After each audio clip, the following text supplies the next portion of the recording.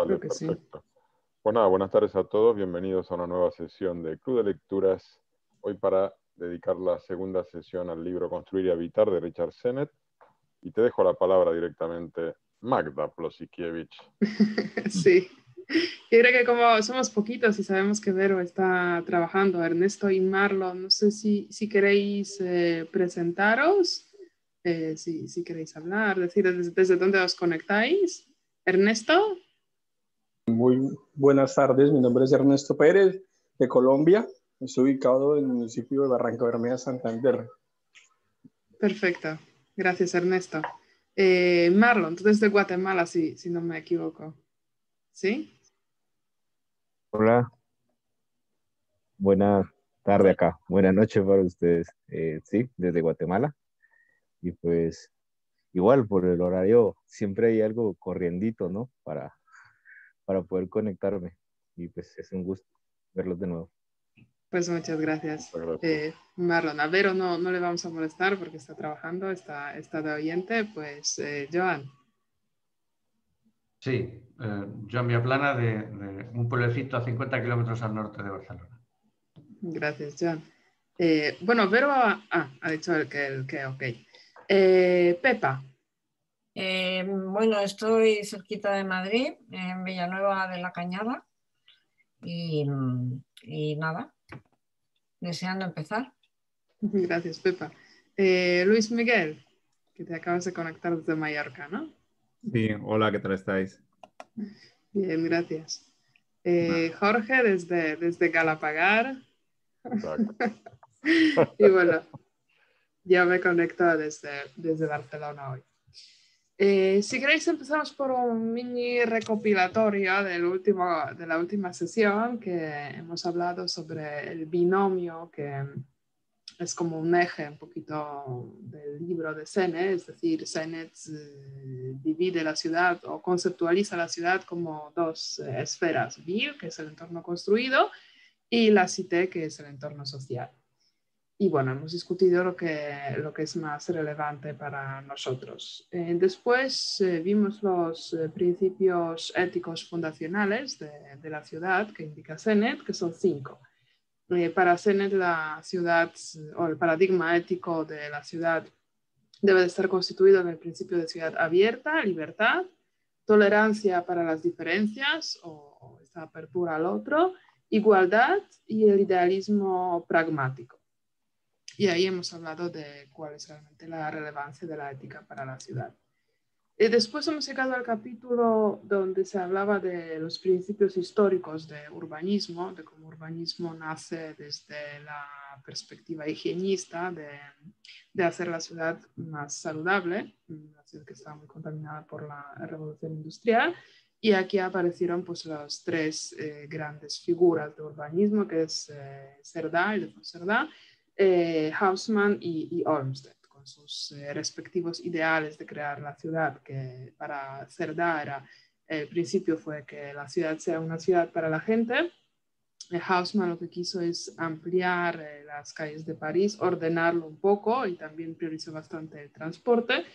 Y Olmsted lo que pretendió es mezclar las etnias, o hablando en términos de Estados Unidos, las razas, ¿no? El Central Park de Nueva York pretendía ser un sitio abierto y un sitio de contacto, de intercambio, de interrelacionarse entre diferentes etnias. Los 3 urbanistas, pues nadie cuestiona que han hecho obras grandiosas, monumentales, pero fallaron en sus propósitos, ¿no? Que han sido los que hemos comentado. Y ahora ya retomamos aquí el libro, hablando del concepto de la multitud. La cité, es decir, el entorno social, es un concepto íntimamente vinculado con la multitud. La multitud, a su vez, incita a 2 tipos de comportamientos. Uno, que es el que podemos observar ahora en Barcelona y en otras grandes ciudades, surgen en grandes manifestaciones o revoluciones donde la masa alimenta el sentimiento de grandeza y a su vez anula la responsabilidad individual y empuja el razonamiento al segundo plano. Otra visión de multitud es la del sociólogo alemán Simmel, que define la sensación de multitud, la relaciona bastante con opresión o hacinamiento, definiendo que básicamente la multitud en la ciudad es una sobrecarga sensorial y en consecuencia vuelve a la gente indiferente. Y aquí se crea un triángulo, que podríamos decir triángulo de psicología urbana, donde en un lado tenemos indiferencia, como según Simmel, en otro comportamiento masificado, ¿no? La psicología de las masas, y en el tercer extremo de este triángulo tenemos el comportamiento social.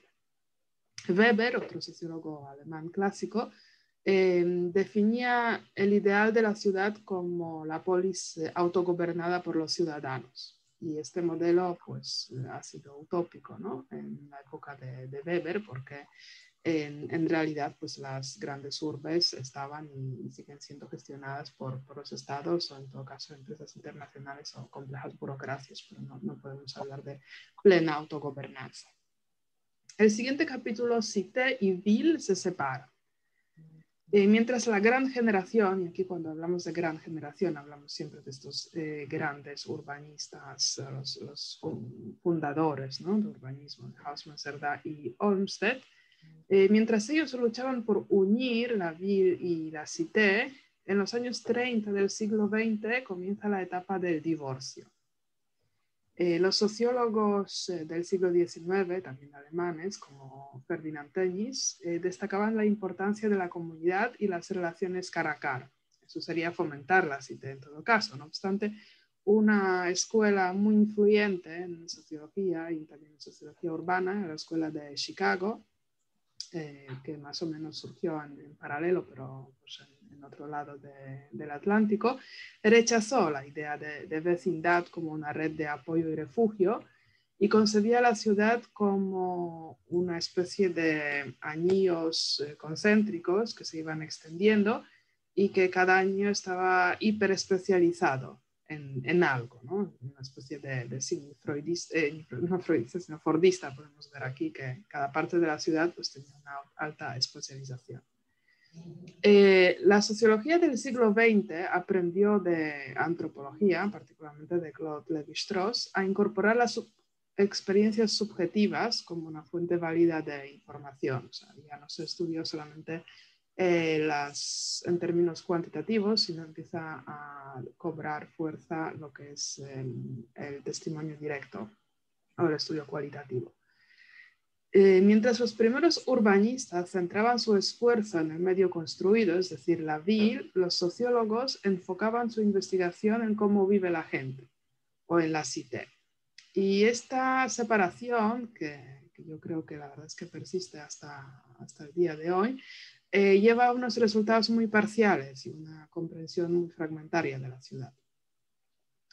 El siglo XX en las ciudades está marcado por la masificación del uso del automóvil y las nuevas tecnologías de construcción. Aquí vuelve nuevamente Le Corbusier, que ya hemos comentado en muchas ocasiones en el club, el arquitecto urbanista, bueno, pues con grande A y gran U de referencia para la época, que concebía la casa como una máquina para vivir y las calles como lugares dedicados al tráfico rodado.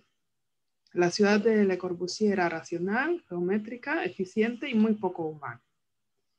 El año 1933, en el Congreso Internacional de Arquitectura Moderna, se formula un documento clave para el urbanismo y la arquitectura del siglo XX, que es la Carta de Atenas.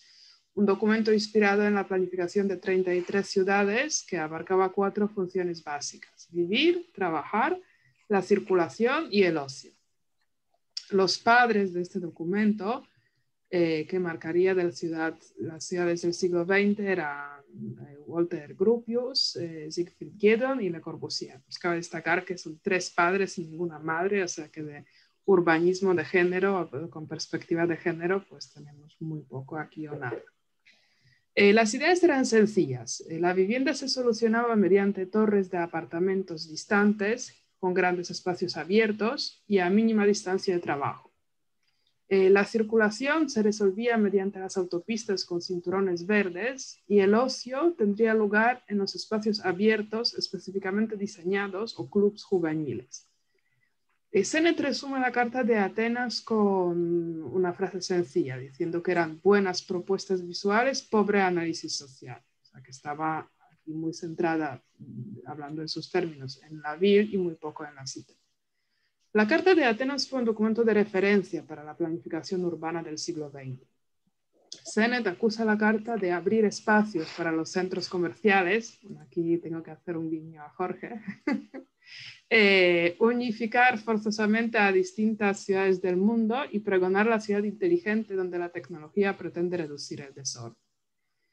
Y aquí una pregunta que si pensáis, aquí empezamos a hablar de tecnología, luego volveremos a hablar de los smart cities, o sea que si pensáis que no procede ahora la pregunta, pues podemos seguir.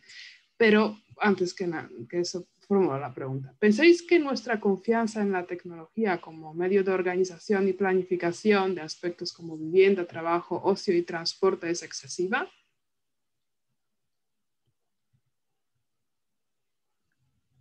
Nadie se anima. Si queréis, seguimos. Jorge y Pepa. Esto es simplemente una intuición personal, no tengo ninguna base en la que apoyarme. Yo creo que excesiva no es en este momento, en los ámbitos que más o menos conocemos en Occidente. Yo no sé cómo las ciudades en otros sitios, Shanghái, todas estas no sé, creaciones tan artificiales, la tecnología influye, pero el ámbito que conocemos más, que es el ámbito europeo, excesiva no. Yo creo que no hay una excesiva confianza en la tecnología, ¿no? Por lo menos de momento. Perfecto, gracias Pepe. Jorge, que tiene siempre mucha confianza en tecnología, va a decir que es insuficiente la que tenemos. Micrófono, Jorge. A mí me encanta la tecnología y a la hora de tener esperanzas en algo, las tengo en la tecnología. En ese aspecto me sumo a algunos autores que hemos leído últimamente, ¿no? En defensa de la ilustración. Es decir, que coincido con estas visiones. Ahora, yo estuve pensando con este libro, la verdad que me ha disparado a pensar cosas. Esta idea de lograr sincronizar BIL y CITE, yo creo que la tecnología trabaja para el divorcio de las dos, en general, porque fíjate esto, por ejemplo, nosotros somos una comunidad ahora mismo, pero no pertenecemos a una BIL, a una misma BIL. Armamos una comunidad que está en el hiperespacio. Si eso lo llevas a muchos órdenes, cuando estás teletrabajando, al final, gran parte de tu día, la comunidad con la que interactúas, no es la comunidad de tu proximidad. Y por tanto creo que la tecnología nos va alejando más de la BIL y nos va acercando a una CITE global, virtual, llamémosla como sea, y esta idea de reconciliar las dos, que es un poco volver a la historia, volver a la pequeña ciudad histórica, donde tu mundo era tu barrio, pues yo creo que es nostálgica. Interesante, una tecnología melancólica. Gracias, Jorge. Luis Miguel. Sí, un poco, la idea de no participar, pero un poco con el comentario de Jorge, a mí lo que estoy absolutamente de acuerdo con ello, pero yo lo veo más como un enriquecedor, porque en ese caso pues podemos, aparte de, digamos, del entorno social, físico y geográfico, pues podemos ampliar al entorno tecnológico. Es decir, tenemos que intentar evitar que sean conceptos excluyentes, sino totalmente integradores y enriquecedores, ¿no? Con lo cual no lo veo como pesimista, sino todo lo contrario, ¿no? Lo veo como una posibilidad tremenda, ¿no? Y entonces, bueno, pues sí que tengo confianza pues, en la tecnología como mecanismo de bueno, pues de ampliar, si quieres, esa cité, que sí que es verdad que en el libro se refiere como únicamente a la cité física, ¿sabes? Y bueno, posiblemente, no sé cuándo se escribió el libro, pero posiblemente el último año con la pandemia, el concepto de cité, tal como yo lo entiendo, se ha ampliado muchísimo, ¿no? Lo cual, bueno, pues yo lo veo como un elemento enriquecedor y que cuando volvamos a la normalidad pues podamos combinar pues ese entorno social, físico, pues de barrio, con el entorno, pues en este caso digital, ¿no? Muchas gracias. Pepa. Micrófono. Ya, perdón. Es que, claro, por lo que dice Jorge, se produciría una situación divergente. A mayor influencia de la tecnología, mayor desaparición del concepto barrio como área de convivencia cercana en distintos ámbitos, ¿no? El concepto barrio, yo creo que si no se ha perdido, le falta poquito, ¿no? La idea de convivencia de barrio donde las personas confluyen en distintos ámbitos, el comercial, el de ocio. Yo, por ejemplo, hace unos años cuando trabajaba, yo visitaba con frecuencia el País Vasco, iba mucho a Vitoria, ¿no? Y me llamaba la atención que Vitoria, que es una ciudad pequeñita como el juguete, pero una ciudad muy bien organizada, me llamaba la atención que la gente iba por la calle y se paraban y hablaban entre ellos y se preguntaban, oye, ¿cómo está tu madre? ¿Qué tal tu hijo? ¿Habéis arreglado eso? Y yo creo que a mí me llamaba la atención en los años 2000, viviendo en Madrid, que en una ciudad se produjeran esos encuentros interpersonales y ahora creo que eso ya sería imposible, ¿no? Que el soporte tecnológico que mejoraría en calidad y en muchos aspectos de la vida urbana actual nos alejaría más del concepto barrio. Y digo barrio como algo que no lo sé muy bien cómo definir, pero yo creo que me entendéis, ¿no? Lo que quiero decir. La idea de barrio. Sí. Perdida, está perdida. Bueno, quizás la intensidad de los encuentros cara a cara, ¿no? Esos encuentros casuales que, como hemos oído en Happy City, pues tienen mucha relevancia. Justamente esos saludos, ¿no? Callejeros, que esas conversaciones pues muy, muy cortas y muy casuales del día a día, pues al final nos van aportando, según los estudios que demuestran el impacto en nuestro bienestar, pues bastante felicidad, ¿no? Y son insustituibles por otro tipo de relaciones, ya sean más cercanas, familiares o de trabajo, o más lejanas, ¿no? Justamente lo que tú dices de Victoria sería como el ideal de Montgomery, de las relaciones, ya sean del barrio o del barrio ampliado, pero bueno, son este tipo de conversaciones callejeras en espacio público que nos hacen felices. Pues si queréis, continuamos. El urbanismo de Le Corbusier, Joseph Puisert o Alex Krieger perseguía el objetivo de diseñar la forma física de la ciudad definida por los planos, estructuras y proyectos. Este es el pensamiento predominante hasta que Louis Mumford y Jane Jacobs buscaron recuperar la estructura social incorporando las complejidades vivenciales de las ciudades en el planteamiento, o sea, incorporando justamente esta esfera relacional del barrio, ¿no? La que estábamos comentando ahora. Jacobs concibe la ciudad como un sistema de vecindarios mixtos, donde bulle la vida en la calle y donde el control o la seguridad lo ofrecen los propios vecinos. Los grandes diseñadores urbanos dentro de la ética de Jacobs eran los principales villanos, a destacar el Robert Moses, que era como el villano número 1, que terminaban sofocando la ciudad con sus proyectos. Jacobs prestaba muy poca atención al medio edificado. Aquí 2 citas de su libro. La ciudad no es una obra del arte, la forma deriva de la función. En contraposición a Jacobs, Mumford sí creía en el diseño, apoyando la propuesta de Ciudad Jardín de Ebenezer Howard, donde la naturaleza y los edificios coexistían en un equilibrio con un diseño.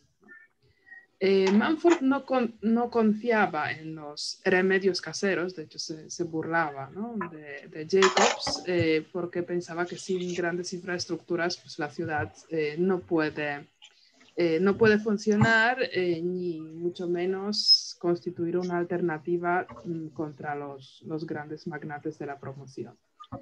Y aquí pregunto, quizás es un tema que vuelve, quizás sea reiterativa esta pregunta, ¿dónde está el punto de equilibrio entre la ciudad basada en el diseño y en el enfoque social? Una pregunta muy amplia, muy genérica. Quizás todo el libro es un intento de respuesta a esta pregunta. No sé si queréis profundizar en ella o nos la dejamos para luego. Es que esa es la pregunta clave, ¿no? Sí, esa es la gran pregunta clave. Ahí es donde está el quid de la cuestión. Yo no sé qué contestar, la verdad. Pues si queréis vamos a por otras preguntas más parciales. Según Sennett, si bien la densidad y la diversidad dan vida, la vida que crean es desordenada. Aquí él hace un poco la alusión a Jacobs. Bueno, Sennett tuvo bastante relación con Jacobs, eran amigos, ¿no? Pero no coincidían plenamente en el modelo de la ciudad, porque Sennett sí que buscaba pues, cierto orden, planificación, estructuras, y Jacobs era la ciudad espontánea, por decirlo de alguna manera. Y dentro de esta espontaneidad sostenida, Sennett se criticaba que estaba bien aplicarla a nivel del barrio, pero para resolver conflictos raciales, sociales o políticos a una escala más grande, pues no eran válidas las ideas de Jacobs. Tanto Mumford como Jacobs abogan por la ciudad abierta, siendo Mumford el precursor de la ciudad inteligente e integradora y Jacobs defensora de la ciudad no lineal con el final abierto, que es justamente el tipo de la ciudad que promueve Sennett, ¿no? Sennett destaca que el urbanismo está dividido entre construir y habitar, por lo que no hay una visión de consenso como hacer la ciudad. O sea, esta brecha que se abrió en el siglo XX, pues es la que impide que Cité y Ville converjan y que sean tratadas de forma más integral. Pasamos a la segunda parte del libro, la dificultad de habitar. El ángel de Klee se marcha de Europa. Las ciudades emergentes, según Sennett, no pueden permitirse el lujo de crecer de forma paulatina, sino que crecen en forma caótica, como si fuese una riada. Sus habitantes, particularmente los de las clases más humildes y sectores de empleo informales, tienen un conocimiento local del territorio extraordinario y una adaptabilidad que les hace resilientes a los cambios constantes que tienen que sufrir. Las ciudades globales funcionan como una red internacional de dinero y poder. Aquí, de hecho, está hablando un poquito usando los argumentos de su pareja, Saskia Sassen, que aunque formalmente las ciudades están bajo el mandato de Estados-naciones, en la práctica se han emancipado de ellos, pero no en el buen sentido, sino en el mal sentido, ¿no? Están en manos de diferentes tipos de inversiones, ya sean las oportunistas, de alto riesgo, el tipo core, de riesgo bajo, o el fenómeno de flipping, que es vender el edificio antes de estar terminado. Y este tipo de estrategias dan pie al surgimiento de lo que Joan Clos llama ciudad pulpo. Joan Clos, el que ahora forma parte del Hábitat 3 y antes fue alcalde de Barcelona. En la ciudad pulpo, primero se invierte, ya sea en torres de oficinas, centros comerciales, ahora pues supongo que cabría destacar también inversiones alternativas, luego se conecta a esas inversiones. Entonces, primeramente está la inversión que crece pues, según el valor de riesgo que escoge el inversor, y luego esas inversiones se integran dentro del tramado urbano. Eso sería un poquito el concepto de ciudad pulpo, si lo he entendido bien. Entonces ahora preguntas ya, pues ya que representamos diferentes ciudades aquí, si pensáis que vivís en la ciudad pulpo. Madrid es una ciudad pulpo, Barcelona es una ciudad pulpo, Mallorca es una ciudad pulpo, Guatemala en México tiene ciudades pulpo. ¿Cómo está el tema de ciudades pulpo? ¿Alguien se atreve, Jorge?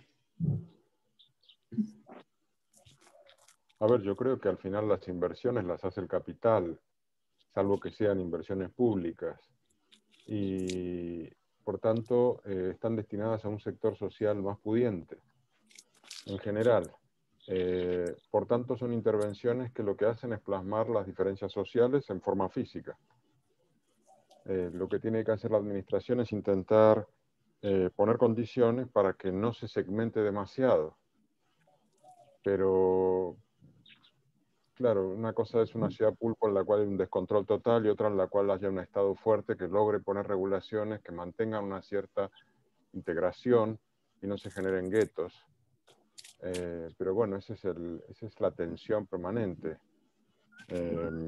Podríamos decir que la inversión inmobiliaria siempre es un factor de poder y siempre representa un sector social pudiente que es el que va a acceder a ello, mientras que la ciudad idealizada por Sennett, que es esa ciudad abierta donde conviven todos, generalmente es la ciudad pobre, es la ciudad no suficientemente desarrollada, que no ha sido ordenada por arquitectos o urbanistas, sino que fue fruto de, bueno, un fenómeno casi espontáneo como la plaza esta de la India o, digamos, los ejemplos que da.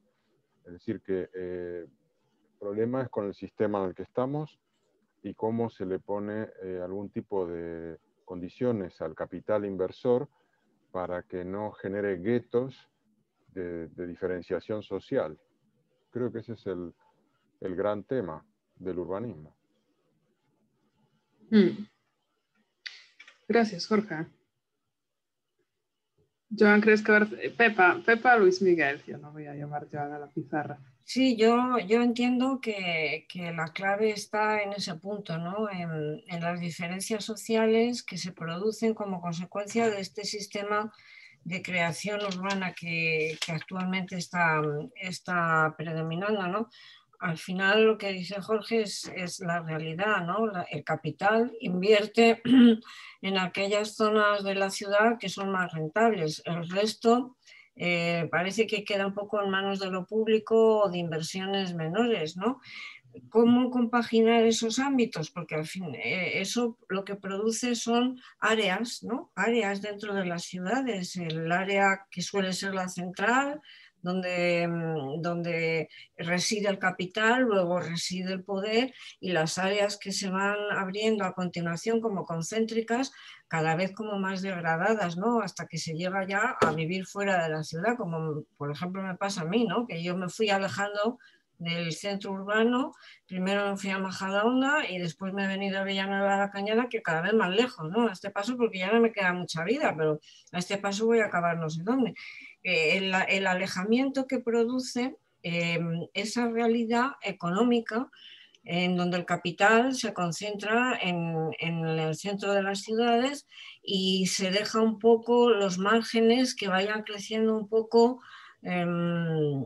pues de aquella manera, ¿no? De aquella manera. Y aquí me gustaría preguntaros una cosa a Magda y a Jorge, que sois arquitectos y tenéis que saber el tema.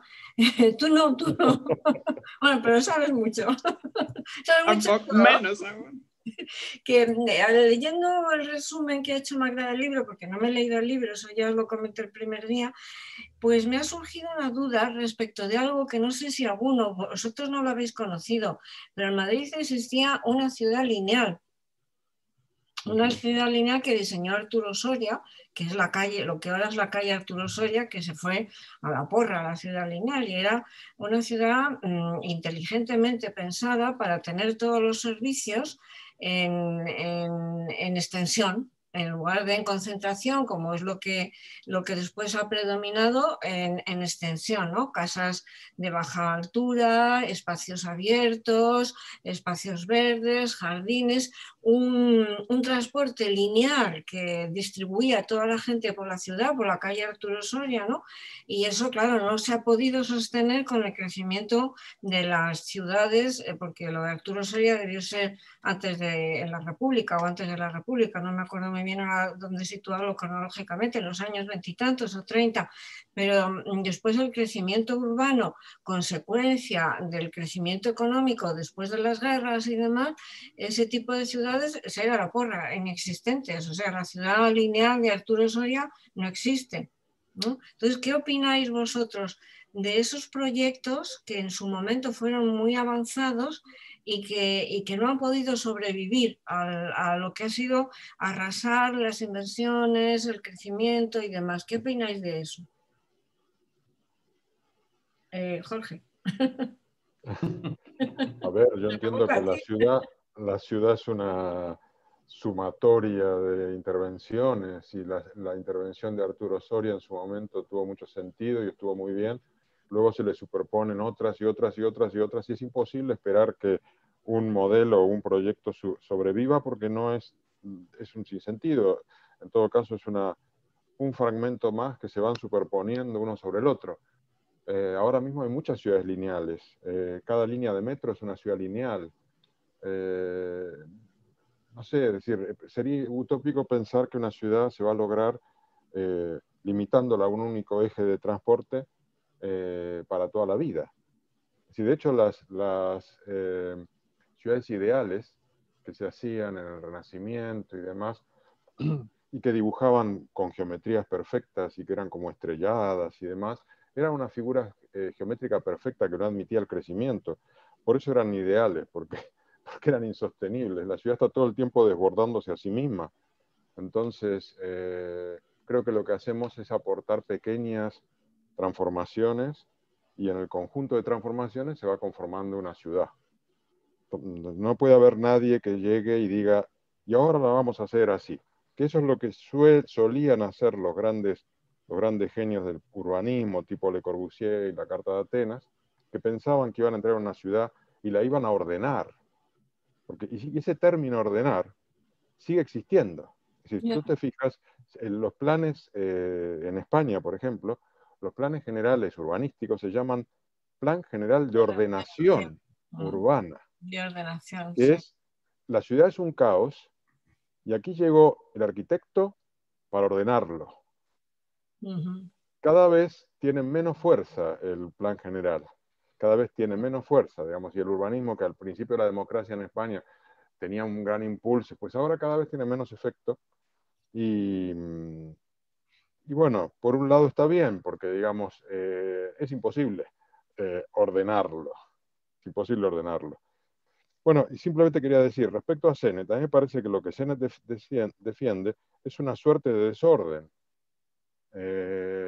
donde está la vitalidad, donde está la cité. Pero creo que esa cité que él imagina está vinculada a los barrios pobres y a las ciudades pobres. Cuando un barrio se desarrolla económicamente o una comunidad se desarrolla, tiende a no separarse, sino que la gente se hace más individualista, menos social, quiere tener más privacidad y la ciudad se privatiza. Y el espacio público también, y entonces al final vivimos separados. Y esa situación de encontrarte con el vecino que dices, hola, ¿qué tal? Y todos abrazados, no se da cuando ya se desarrolla económicamente una sociedad, creo. Por eso me parece que también la propuesta de Sennett es utópica también. Quiero ser un poco provocativo, perdón.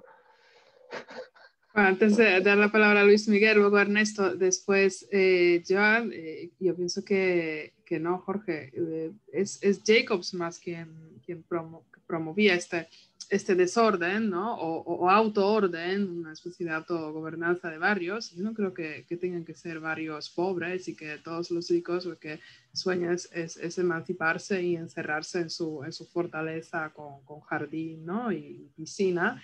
Evidentemente es sueño de muchos, pero hay barrios, o sea, Sennett vive actualmente en un barrio de clase más bien medio alta en Londres, pero hay pequeños capitulillos en este libro, en general en sus intervenciones, donde sí que existe una vida vecinal en aquel barrio, o sea que no tiene por qué haber una brecha, ¿no? Ciudad pobre es la que está desordenada y socialmente rica, y ciudad rica es la que recae pues, en pobreza social, pero riqueza. O sea, o el ejemplo de Shanghái que vamos a sacar luego. Bueno, pero no me voy a extender ahora. Luis Miguel, Ernesto y luego Joan.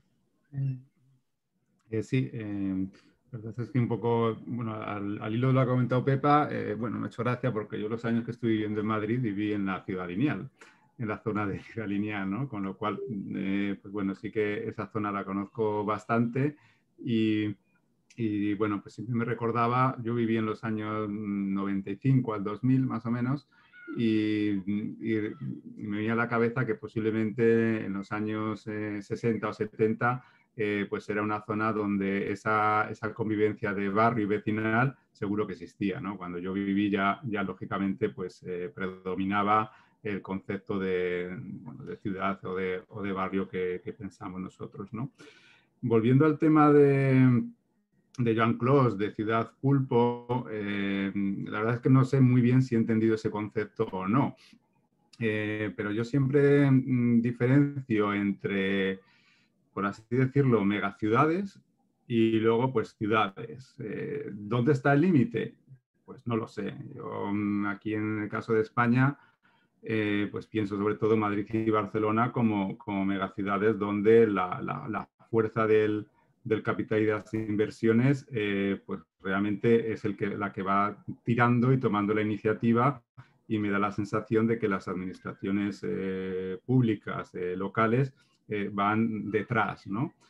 Y de hecho, cuando bueno, pues se habla de grandes inversiones inmobiliarias, pues prácticamente siempre se hablan de las grandes megaciudades, ¿no?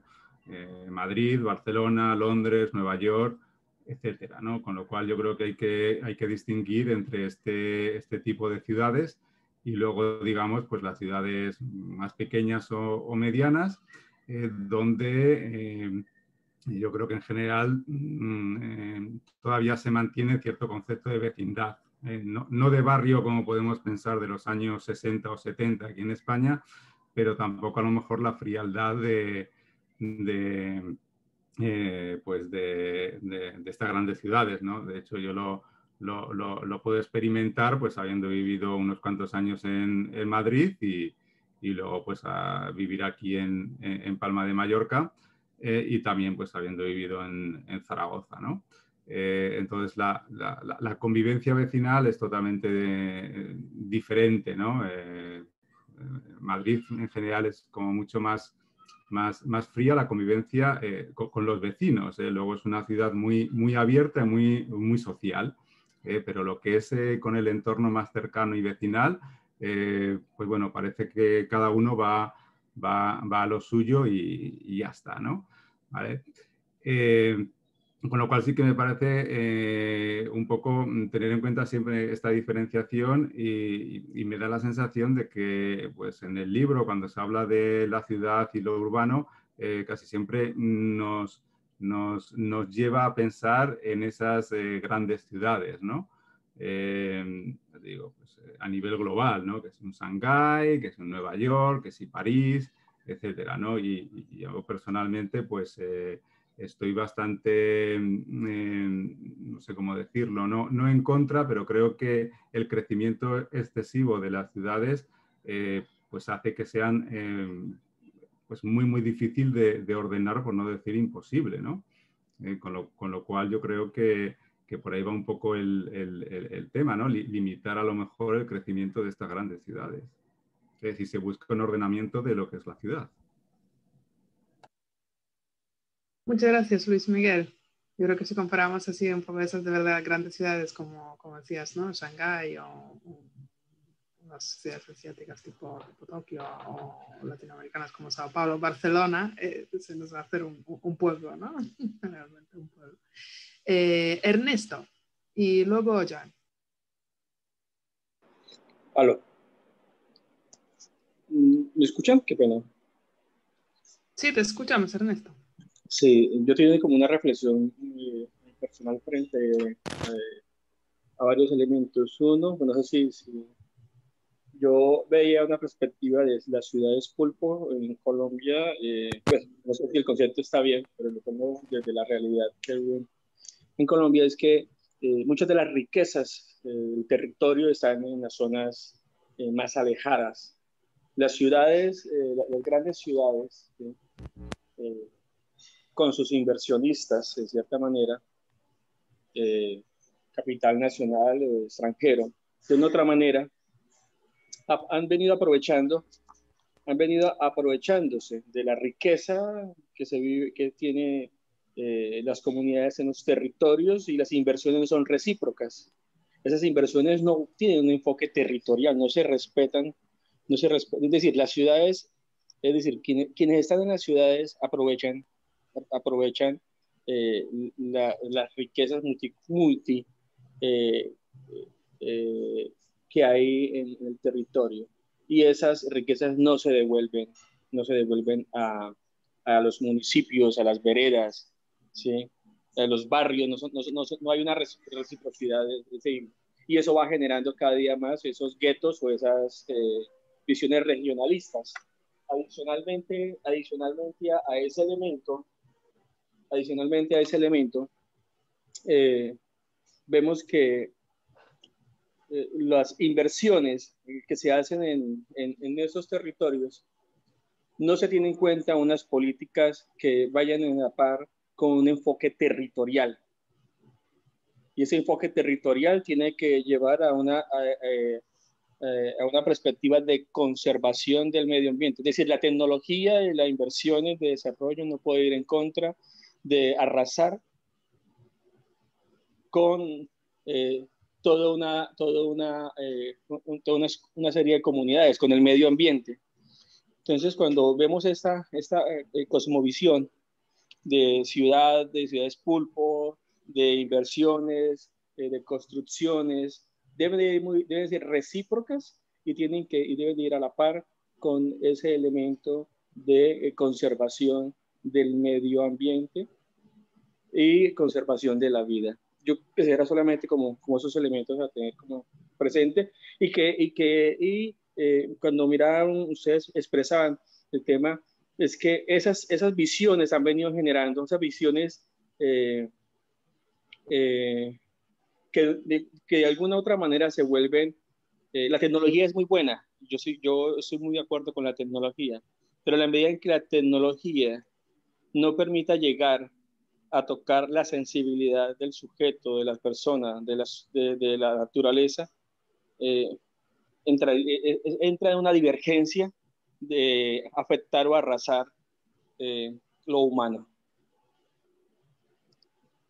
Muchas gracias, Ernesto, por la reflexión y traer a colación el elemento tan fundamental de este juego, ¿no? No solamente tenemos la capa social y la capa construida de la ciudad, pero tenemos el medio ambiente, ¿no? Y hasta ahora no se ha hablado en el libro, pero desde luego es el tema que absolutamente tenemos que poner en la misma balanza. Joan. Sí, no, yo básicamente antes me interpelaba sobre si Barcelona es una ciudad pulpo o no. Tiene gracia que lo diga Joan Clos. Bueno, no, yo simplemente ante eso, a mí lo que me produce me chirría es cuando el equilibrio de fuerzas se rompe, en este caso a favor del capital. La culpa es solo de la parte que rompe ese equilibrio, ¿no? Yo creo que si la ciudad pulpo viene alguien, hace las inversiones y luego vemos qué hacemos con todo eso que está construido porque alguien lo ha construido porque ha querido hacer dinero con ello.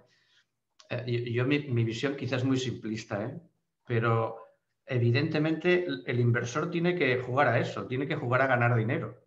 Es su función en el juego. Hay otras funciones en el juego, como es conseguir que una inversión sea más rentable o menos.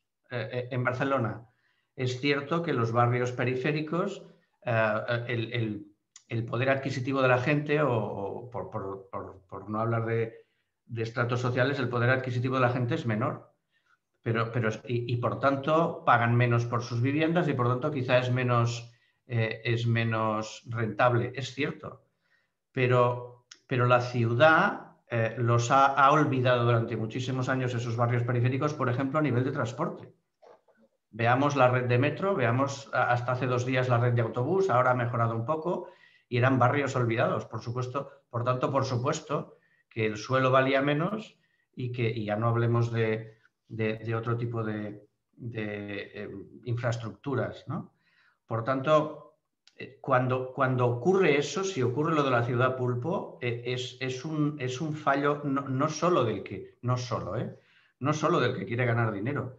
Esos planes generales de ordenación, que uno de los principales problemas es que se hacen o se revisan cada 15 años en España.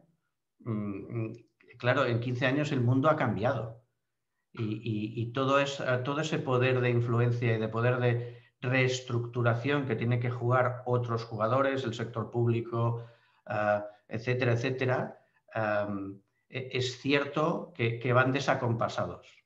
Y por tanto, esas ciudades han ido creciendo, esas distintas actuaciones que comentaba Jorge, a veces tienen poco sentido porque queremos que se haga algo, pero la infraestructura que tiene nuestra ciudad, o que la hemos dotado, y la reglamentación va en un sentido absolutamente contrario y por tanto el agua se cuela por todas las rendijas. Gracias, Joan. Es interesante lo que dijiste, que el inversor no es el malo de la película, ¿no? O tiene cierto papel y es No la es el único. O si genera plusvalías, pues es el rol de la administración para capturar esas plusvalías y saber revertirlas, ¿no? De forma provechosa.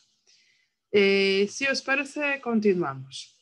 Ahora vamos a viajar a Singapur y luego a Shanghái. Según el arquitecto y master planner de Singapur, Liu Tai-ker, el desarrollo desigual de las ciudades ha quedado enmascarado por el concepto de ciudad constelación, o el famoso modelo policéntrico. Sennett no discrepa, pero argumenta que las masas que rozan la precariedad en la metrópolis o megalópolis sienten, a pesar de todo, que el destino está en sus manos. Su ética basada en la ambigüedad y ya que cumplir a rajatabla con el civismo y el respeto a derechos de propiedad haría su vida imposible, pues esta ética ambigua también parece que les ayuda a adaptarse a cualquier circunstancia, ¿no? O sea que se les dice que, sirviéndose de ejemplo, esta plaza Nehru que analiza en la India, que los pequeños vendedores de mercancías robadas, pues a pesar de todas las calamidades y todos los cambios, ya sean de naturaleza urbanística o cualquier otro índole, pues ellos son muy adaptables, ¿no? Por lo tanto, sea cual fuese el modelo de la ciudad, ni se benefician ni se ven tan perjudiciados. Al menos es la economía informal y las clases muy humildes de las ciudades de países en vías de desarrollo. Un ejemplo de la ciudad arrasada de cuajo y construida desde cero de la noche a la mañana es Shanghái. El ritmo de construcción de su distrito financiero Pudong fue vertiginoso y su planeación pensada hasta el último detalle. De hecho, Sennett entrevista aquí a lo largo del libro pues, una de las autoras del master plan de Shanghái. Shanghái ha destruido sus asentamientos originales, los shikumen, con patios compartidos, que eran, según Sennett, unos sitios que eran pobres en términos económicos, pero ricos socialmente, y en lo que se han convertido los shikumens son los edificios lujosos y torres de viviendas ricas y de oficinas, ricas monetariamente, pero pobres socialmente. Y aquí justamente, según el testimonio de de la urbanista artífice de este plan, pues la gente que actualmente habita Pudong sufre a causa de enfermedades mentales y esto se debe en buena medida al aislamiento en esas grandes torres de apartamentos. Ocupan pero no habitan, dice la arquitecta. Shanghái es una vía de categoría mundial que parece haber destruido la Cité. Shanghái ha intentado recuperar sus shikumen, sus barrios tradicionales, pero el resultado más bien es un parque de atracción gentrificado y turistificado. En esto reside, es una cita, en esto reside un gran dilema de carácter general para urbanismo, el de cómo conectar con el pasado. Un pasado cuya desaparición merece la pena lamentar sin convertir la ciudad en un museo. Es cierto, yo estuve en Shanghái tanto en los shikumen reconstruidos como en Pudong y es cierto que la sensación es que sea una especie de Disneyland, ¿no? O haciendo un símil de Barcelona, el Pobla español. Es una cosa muy, muy artificial, se ve que es una reconstrucción pues hecha para el turismo básicamente, mientras los hutongs de Beijing pues son barrios que auténticamente preservan la vida y el formato de antes, a pesar de que parcialmente también están reconstruidas. ¿Hasta dónde hay que remontarse en la restauración de un objeto? ¿Qué episodios de la historia hay que contar y cuáles obviar? ¿Es mejor innovar, cambiar o no tocar nada? Todos estos son preguntas que reflejan los dilemas éticos de cómo hacer o cómo rehacer, en este caso, cómo rehabilitar la ciudad. Y aquí la pregunta, ¿cómo se tiene que tratar los barrios tradicionales de las ciudades emergentes? ¿Cuál es el principal valor de la arquitectura vernácula que debe ser preservada? 15.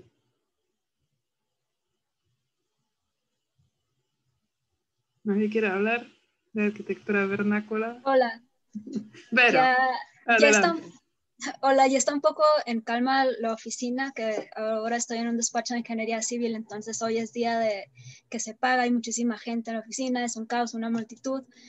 Más o menos estuve poniendo atención, coincido totalmente en la visión humanista de Pepa y de Joan.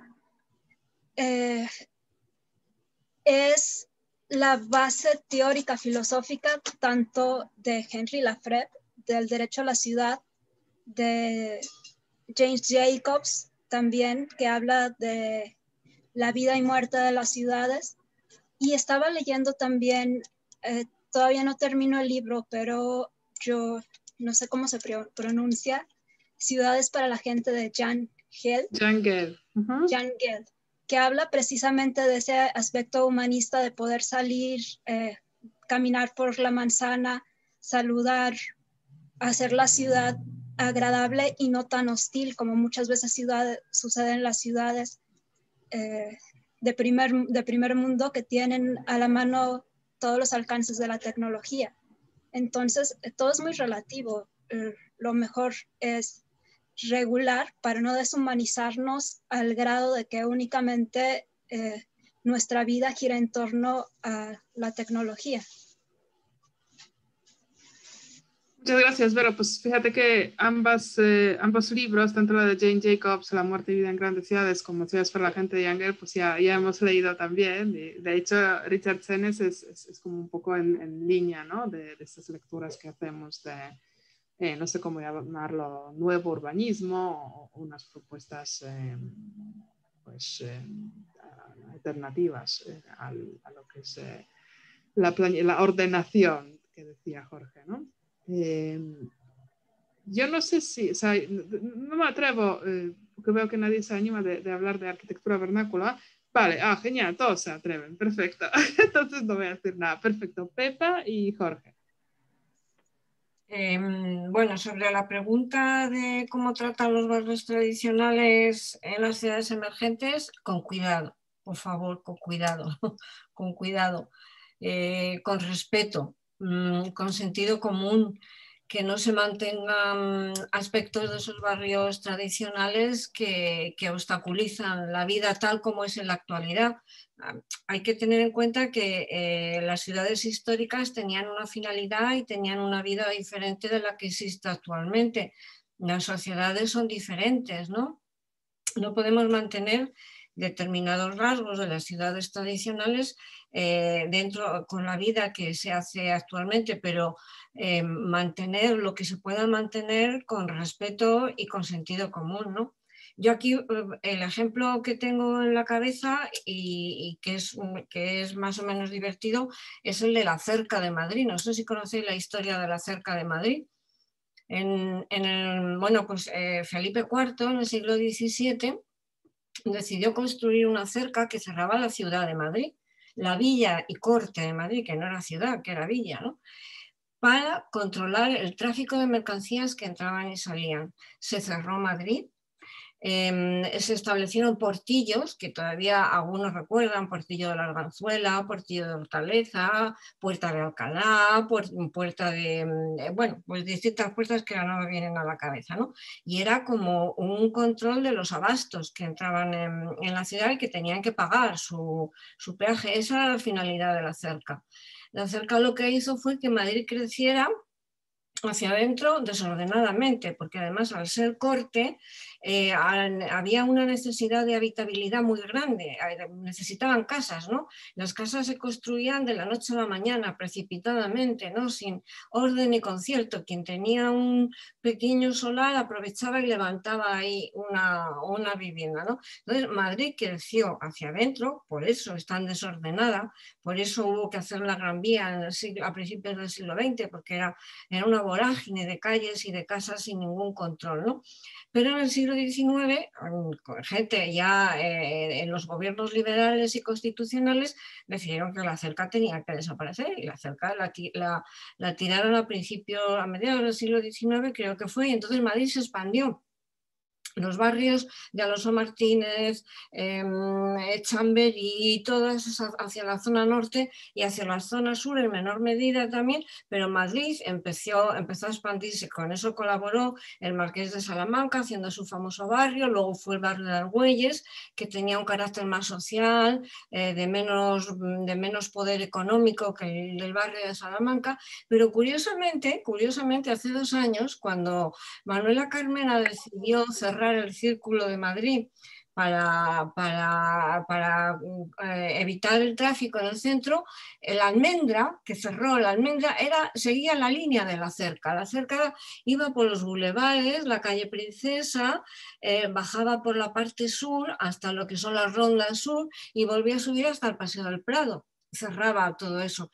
Paseo del Prado en aquel momento era la huerta del convento de las Salesas que llegaba hasta ni se sabe dónde, ¿no?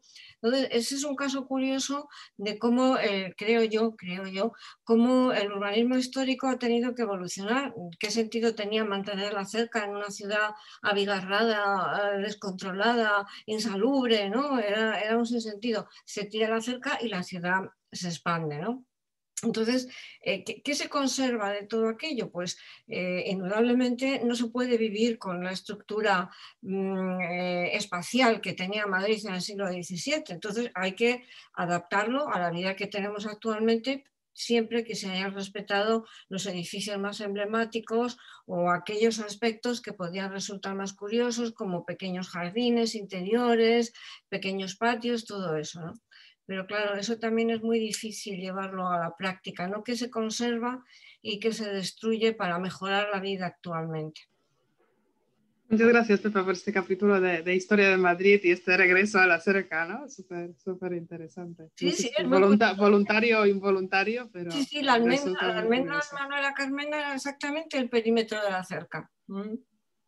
Gracias, Pepa. Jorge. Bueno, es un debate muy complejo porque, por ejemplo, en Latinoamérica, tú dices barrios tradicionales en ciudades emergentes. En las grandes ciudades latinoamericanas, en general, los barrios tradicionales, muchas veces ubicados en el centro de las ciudades, porque son los más antiguos, se han ido tuburizando, se han ido degradando y también se han convertido en áreas degradadas socialmente.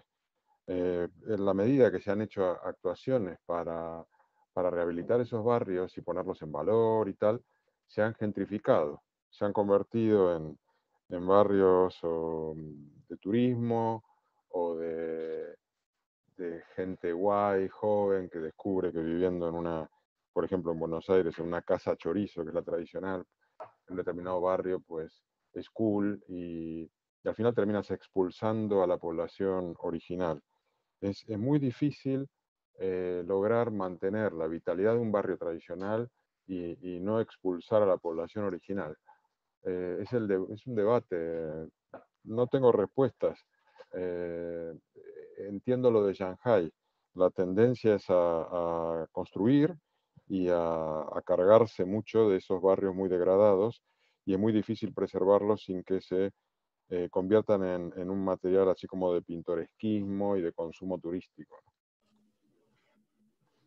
Pues sí, ahora te paso la palabra, John. Yo creo que gentrificación, lo que tú dices, Jorge, y todo este fenómeno, ¿no? De degradación y posterior gentrificación, no es un fenómeno solo latinoamericano, o sea, lo tenemos en Europa perfectamente presente, sí, sí. Mismo en Barcelona, ¿no?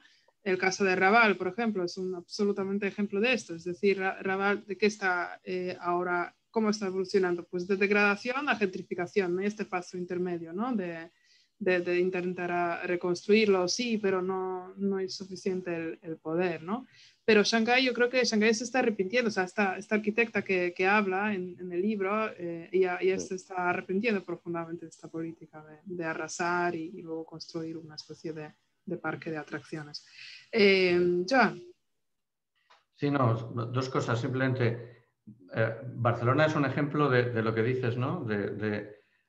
Primero se degrada, luego se intenta hacer algo, se gentrifica y por tanto es un escaparate hacia la gente de fuera, hacia el turismo, hacia determinado, como decía Jorge, determinado tipo de gente joven que descubre pues la vida en determinados aspectos, pero con el COVID vuelve a degradarse otra vez. Porque todo esa idea de para lo que sirve ya no tiene sentido. Yo voy a ser un poco extremista. Cuando algo nos sirve, solo se puede intentar mantenerlo convirtiéndolo en un parque Disney. No hay otra. Y un parque Disney es gentrificar o convertirlo en algo para el turista. Yo creo que lo único que se puede intentar hacer, y como todo lo que estamos diciendo, y no hemos encontrado la manera en ninguna parte, es podemos utilizar esos barrios para lo que ahora quiere vivir la gente. No, pues hay que cambiarlos. Podemos mantener este edificio, aquel edificio, lo que decía antes Pepa, ¿no? Porque tiene el patio o no el patio, pero al final, cuando algo ya no, entre comillas, ya no es útil, ya no encaja, ya no sirve, mantenerlo es siempre una mala idea. Gracias, Joan. Jesús Alberto ha pedido la palabra. Jesús, adelante. Hola a todos. Buenas tardes a todos.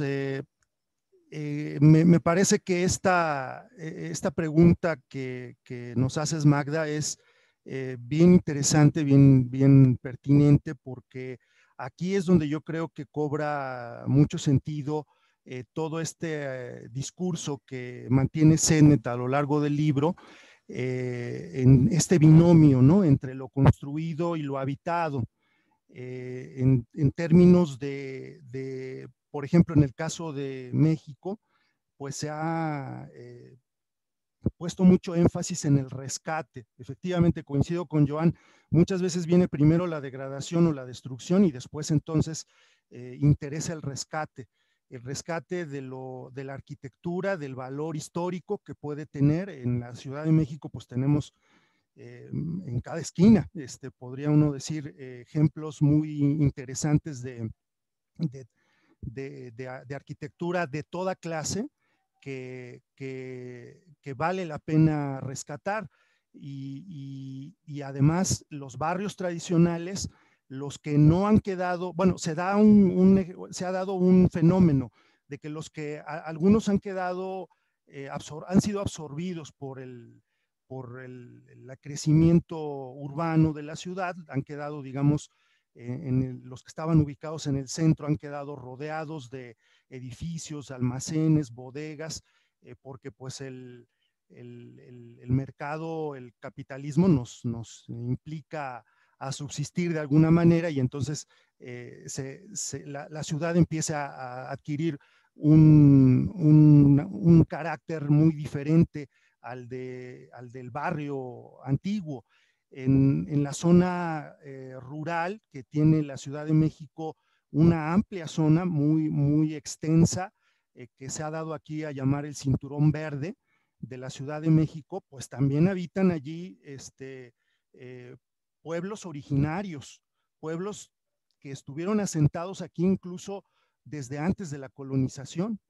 Entonces, pues para todos estos espacios, ya sea que se encuentren en plena zona urbana o en las áreas rurales, se tienen tratamientos semejantes, o se pretende que se les preserve, porque no solamente es la parte construida, ¿no? La vil, como dice Sennett, sino también está la cité, que es toda esta carga cultural e histórica que tienen estos espacios, ¿no? Y bueno, esto conlleva ha llevado a un planteamiento que ya se ha reflejado a nivel de leyes en la Ciudad de México, de preservar tanto lo construido como la cultura de las personas que habitan estos espacios desde su origen, y los que se van sumando, ya sea porque las familias se desdoblan o porque llegan nuevos habitantes, ¿no? Me acuerdo yo que a finales de los 90 hubo una discusión muy amplia entre urbanistas y arquitectos relacionado con cómo preservar, por ejemplo, el centro histórico de la Ciudad de México, ¿no? Que había venido perdiendo desde los 50, 60, 70, había venido perdiendo mucha población que estaba siendo desplazada por lo comercial, por todos estos almacenes, y bueno, se hizo un rescate a partir de la entrada del nuevo milenio de todo el centro de la ciudad, y mucho se discutía, bueno, ¿para quién debemos hacer este rescate? ¿Para los habitantes? ¿Para los dueños de algunos espacios que no los habitan, pero los alquilan a terceros? ¿Para los turistas? ¿Para los que solamente transitan por la ciudad, o para los que vienen a trabajar desde otras zonas de la periferia? Y creo que ese debate fue muy enriquecedor, porque nos dimos cuenta de que una ciudad que no aborda lo construido como un patrimonio de todos, como algo que nos es común, pues sin duda va a ir perdiendo mucho de su herencia histórica, de su herencia cultural, ¿no? Y creo que al margen de que se han hecho rescates patrimoniales, se han hecho declaratorias de espacios patrimoniales a través de la UNESCO, a través de varias entidades también dentro del país, y de que se ha llevado a las leyes esta necesidad de preservar estas culturas originarias en el caso de los pueblos, pues siempre va a estar existiendo este conflicto entre la presión del mercado y lo que ya está construido y cómo se debe preservar. Creo que en el caso del centro de la Ciudad de México sí quedó demostrado de que con el diálogo se pudo concertar con aquellos dueños de muchos edificios históricos y se les convenció de que los rescataran. O en algunos casos se hicieron allí fusiones entre Estado y iniciativa privada para rescatar algunos edificios, y creo que hoy esto, la peatonalización del centro de la ciudad, el invertir un poco más en el transporte público, ha ido dando como resultado una imagen muy diferente de lo que es, de lo que consideramos como patrimonio de todos, ¿no? Muchas gracias, Jesús Alberto. Muy interesante la intervención. Yo creo que Jorge tiene razón, que es un tema para un debate enorme, ¿no? Y máximo si aquí traemos a colación el ejemplo de México, que tiene un patrimonio tanto construido como social y cultural, pues mega diverso, ¿no? Por lo tanto, pues podríamos dedicarle todo un ciclo de sesiones. Muy interesante. Si os parece, seguimos un poquito. Aquí aparece la figura que le gusta mucho a Sennett, que es la pintura de Angelus Novum de Paul Klee, y que para Sennett simboliza un cambio de época, pero también desarraigo, ¿no? Un sitio donde uno no pertenece. De alguna forma, pues el sangriento siglo XX lleno de guerras. Es una pintura muy, muy curiosa. La tendréis que visualizar para ver, ¿no? Para ver, y sería todo un tema de debate también, porque escoge esta pintura Sennett como un símbolo de desarraigo. El peso de los otros. Un aspecto fundamental de la ética de una ciudad es cómo trata al otro. La convivencia con las personas radicalmente diferentes es una prueba de fuego para la comunidad urbana, máximo si ésta de entrada tiene alto nivel de homogeneidad. Heidegger, un filósofo alemán que inexplicablemente no había superado el miedo a la alteridad, lo que prescribía era un alejamiento del otro y aislamiento en la naturaleza. Él se había establecido en una cabaña en un pueblo remoto de la Selva Negra alemana. Un filósofo japonés, Kakuzo Okakura, encontraba refugio en un ritual carente de carga de significado, pero que sí permitía un arraigo instantáneo, una vida espiritual en cualquier lugar, un aquí y ahora, digamos una especie de mindfulness. La ceremonia del té. La ética de Emmanuel Levinas propone un acercamiento a la alteridad muy diferente, sin forzar que el otro se tenga que convertir en lo mismo. Y eso es, creo, la línea por la cual va Sennett. Levinas da importancia al encuentro cara a cara con el otro, donde la cercanía y la distancia conviven con la incomodidad. La convivencia con el otro es uno de los pilares éticos de la vida de la ciudad. Esta convivencia se tuerce si las formas de afrontar al otro son el aislamiento o la huida. Para los urbanistas, excluir el otro se traduce a la creación de los espacios que solo se ajustan a un determinado perfil de personas, es decir, los guetos, ¿no? Pregunta aquí, ¿cómo se constituye la pertenencia? ¿Cuándo el otro deja de serlo en una ciudad? Quizás también es una pregunta muy, muy genérica y daría para muchísimo debate, ¿no? Sobre casi más integración cultural que no el urbanismo. Si queréis, seguimos. Según Sennett, el Homo Faber, tanto en su pensamiento como en la forma de hacer la ciudad, practica la constante exclusión. La creencia que el otro perturba y amenaza no necesita ninguna evidencia. La exclusión resulta complicada, pero no imposible. Es complicada cuando se necesita el otro. Y aquí Sennett da el caso de Venecia del siglo XV, que construyó el primer gueto para los judíos, pero a su vez necesitaba a los médicos judíos que estaban viviendo en el gueto, ¿no? La cabaña de Heidegger o el gueto veneciano ejemplifican dos maneras de evitar a los extraños. El afán de simplificar y excluir para deshacerse del otro es lo que convierte Homo Faber en opresor. Según Homo Faber es también, además del hombre, ¿no? que hace, pues es el libro anterior de esta trilogía de Sennett. Según Sennett, la sociedad actual meritocrática tampoco fomenta la igualdad, aunque la igualdad forme parte de sus principios. La creencia que el lugar que uno ocupa en la ciudad es el fruto de su trabajo, pues conlleva comparaciones ofensivas y también la sensación de fracaso merecido.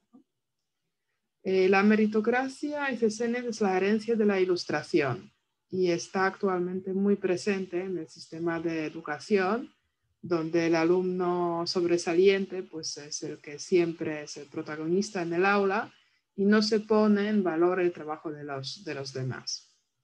aquí Sennett está muy en línea con otro filósofo coetáneo prácticamente, que es Michael Sandels, que critica en su último libro sobre la meritocracia, pues el modelo meritocrático, es decir, hablando de falsa meritocracia, hablando justamente que el modelo educativo solamente da protagonismo a los mejores y los otros pues que están eternamente en la sombra. Entonces yo pregunto si hay alguna alternativa para la meritocracia.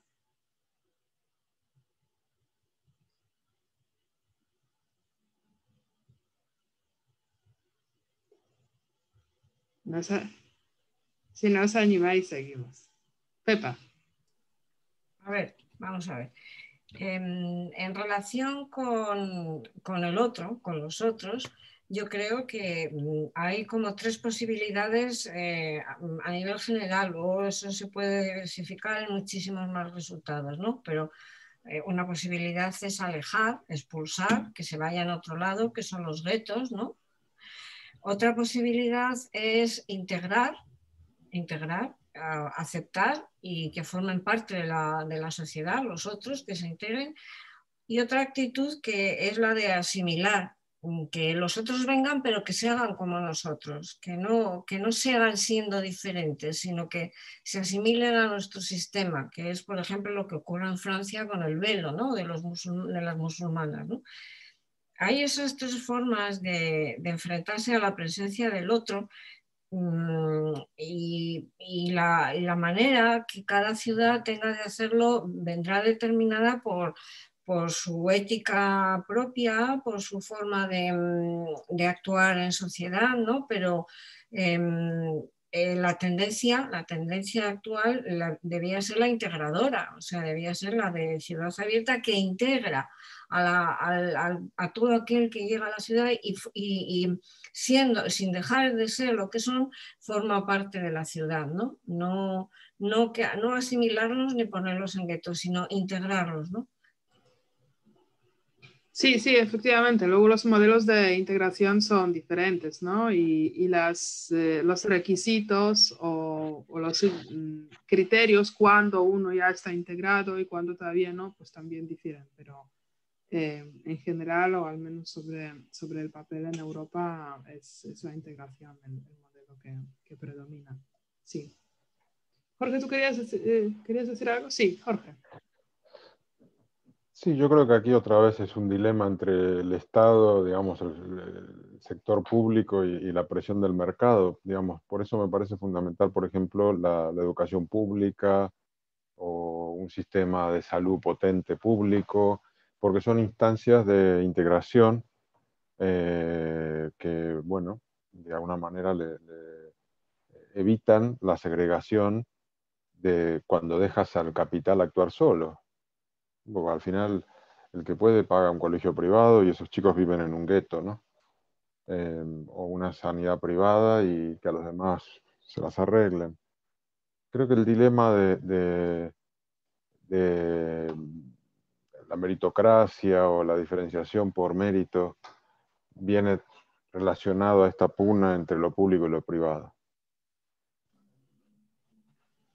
Sí, creo que definitivamente, al menos como lo argumenta Michael Sandels, viene determinado por el estatus económico, porque Sandels habla en su libro sobre una especie de pseudo-meritocracia, donde está bien que, por ejemplo, a Harvard pueden acceder con becas sociales a alumnos brillantes de diferentes procedencias y de estratos pues, menos favorecidos, pero son pocos los que pueden competir al nivel de otros alumnos que vienen de unas escuelas donde han recibido una educación previa de excelente calidad y además han estado metidos en montones de extraescolares y ayudas, con lo cual no estarán al mismo nivel. Y poner estos accesos, pues al final deja entrar a pocos, ¿no?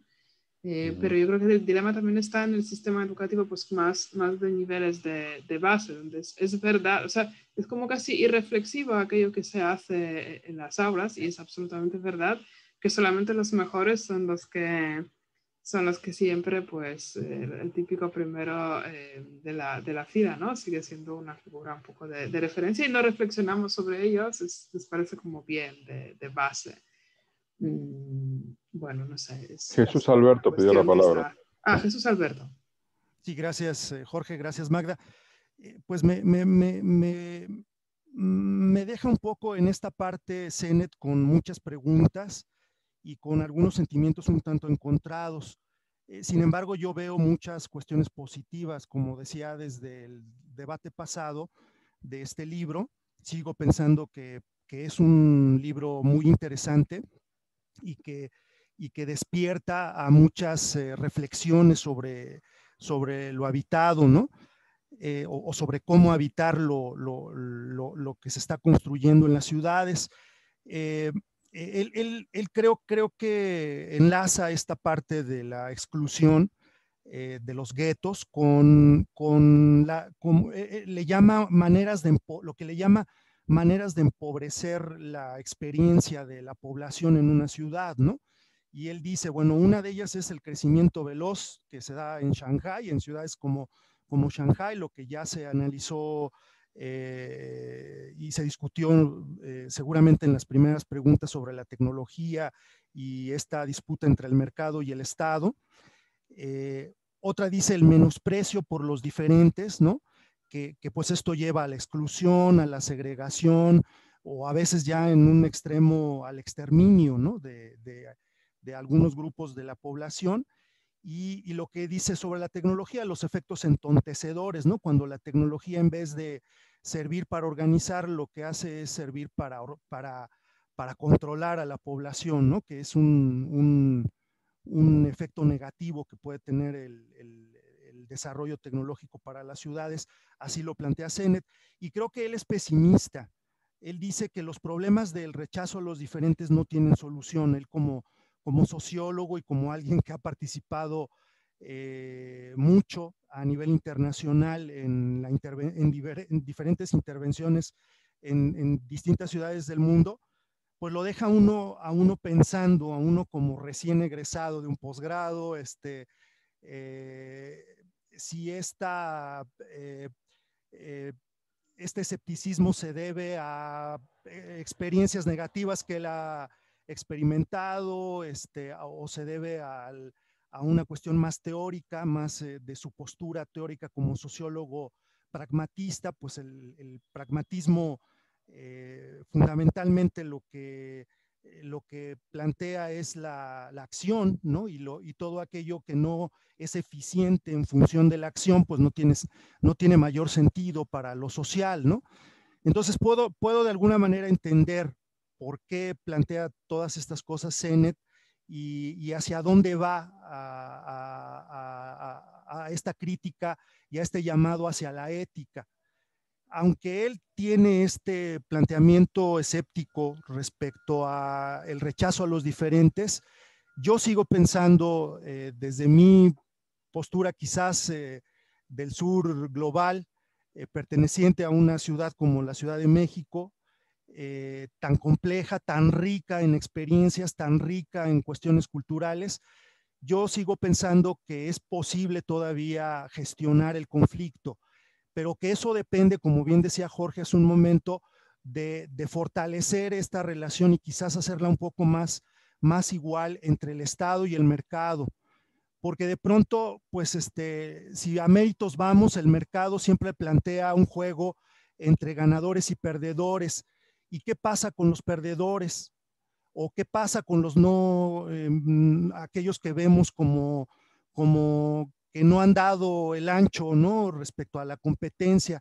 Esta idea de ver ciudades competitivas y de venderlas así de manera global, yo siento que demerita mucho la riqueza cultural que puede tener un espacio habitable, ¿no?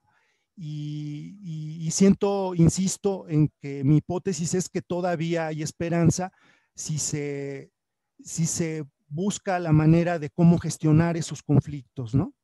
Eso es lo que yo dejaría como una reflexión al respecto. Muchas gracias, José Alberto. Yo creo que Sennett es no es tan pesimista en cuanto a la convivencia con el otro, sino es efectivamente pragmático. O sea, él habla que si la convivencia es muy intensa, entonces y muy cercana, también físicamente cercana, las crispaciones fácilmente pueden saltar a grandes conflictos. Pero en estos momentos lo que hace falta es justamente alejarse, ¿no? Tanto en la esfera simbólica como en la esfera física, y de alguna forma restablecer el equilibrio. Yo creo que esto lo basa bastante en su experiencia de la vida en Londres. Si os parece, podemos seguir. La ciudad industrial del siglo XX, conforme iba ganando complejidad, también actuó como centrifugadora que expulsó a las clases trabajadoras hacia el suburbio. Bueno, aquí hemos hablado antes de gentrificación, que se da cuando el 75% de la población se vuelve vulnerable a la expulsión por parte restante más rica, y eso es lo que estaba globalmente sucediendo a lo largo del siglo XX, pues en todo el mundo. Algunos dicen que la digitalización es la muerte de clases. Sin embargo, en la VIL los diferentes estratos socioeconómicos siguen viviendo separados.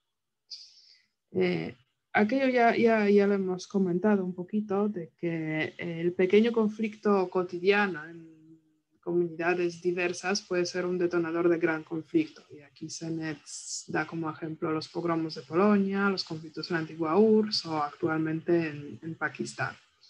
La gente generalmente responde mejor a las diferencias si hay cierta distancia, mientras que la convivencia diaria y cercana es según Sennett, un potencial barril de pólvora.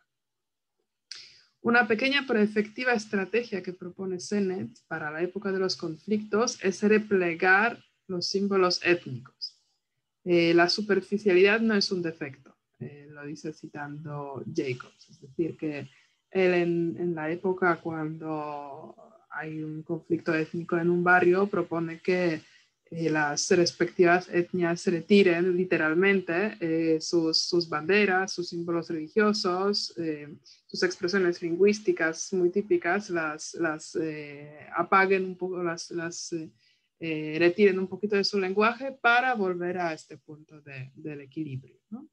Que tiene un punto también esta receta de indiferencia, pero es una diferencia temporal y prescrita solamente para la época de conflicto.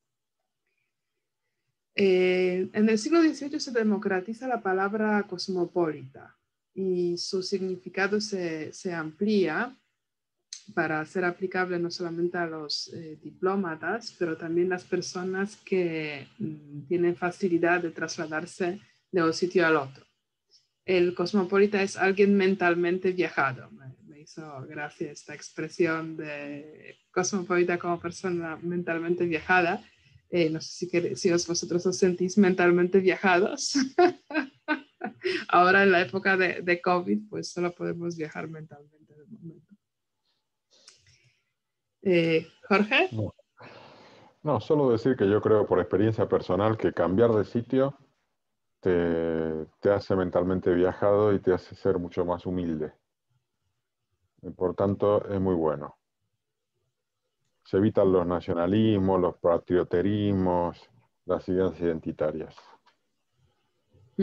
Joan. Yo como Jorge creo que el mentalmente viajado no existe si no estás físicamente viajado. Es decir, Claro. tienes que haberte convivido, iba a decir enfrentado, pero no era la palabra porque no estoy hablando de enfrentamiento. Tienes que haber convivido y verlo in situ para entender que simplemente es un punto de vista distinto, que te gustará más o menos, con el que estarás más o menos de acuerdo, pero que existe y que se pueden ver las cosas desde otro punto de vista, por mucho que a ti te chirríe. Por tanto, mentalmente viajado, ostras, sin haber tenido relación con los distintos puntos de vista, no lo creo. Pepa. Bueno, yo pertenezco a una generación que hemos sido poco viajados. Hemos estado poco viajados porque empezamos a viajar muy tarde. Yo la primera vez que salí de España fue cuando me casé, que tenía 25 años, y con un 600 nos fuimos a París y Ámsterdam. Pero vamos, con un deseo de salir impresionante. Vivíamos en un país en el año 73, pues absolutamente cerrado. Y después he viajado, pero no todo lo que a mí me habría gustado. Ahora creo que viajo mentalmente, porque como no puedo viajar, pues me fijo mucho en las cosas de fuera.